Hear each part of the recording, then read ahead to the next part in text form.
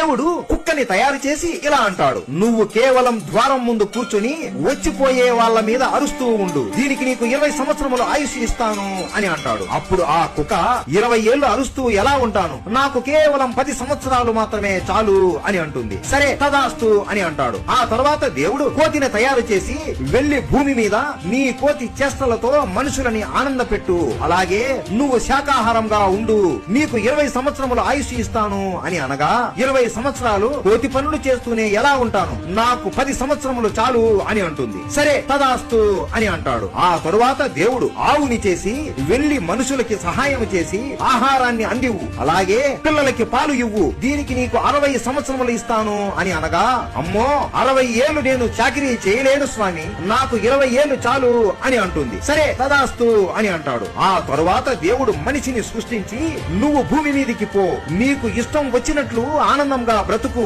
తిను తాగు, శృంగారం చెయ్యి, ఏ పని అయినా నీకు ఇష్టం వచ్చినట్లు చేసుకో, దీనికి నీకు 20 సంవత్సరములు ఆయుష్ ఇస్తాను అని అనగా, 20 ఏళ్లేనా, ఇది చాలా తక్కువ స్వామి, నాకు ఆవు వద్దనుకున్న 60 ఏళ్లు, కోతి వద్దనుకున్న 10 ఏళ్లు, కుక్క వద్దనుకున్న 10 ఏళ్లు ఉన్నాయి కదా, అవి కూడా నాకే ఇవ్వండి అని అనగా, దేవుడు నవ్వుకొని, సరే నీ ఇష్టం, కానీ మీరు మొదటి 20 సంవత్సరములు ఆడుకుంటూ సరదాగా గడుపుతారు, తరువాత 40 సంవత్సరములు ఆవులాగా గొడ్డి చాకిరీ చేసి కుటుంబం. దేవుడు కుక్కని తయారు చేసి ఇలా అంటాడు, నువ్వు కేవలం ద్వారం ముందు కూర్చుని వచ్చిపోయే వాళ్ళ మీద అరుస్తూ ఉండు, దీనికి నీకు 20 సంవత్సరములు ఆయుష్ ఇస్తాను అని అంటాడు. అప్పుడు ఆ కుక్క 20 ఏళ్లు అరుస్తూ ఎలా ఉంటాను, నాకు కేవలం 10 సంవత్సరాలు మాత్రమే చాలు అని అంటుంది. సరే తదాస్తు అని అంటాడు. ఆ తర్వాత దేవుడు కోతిని తయారు చేసి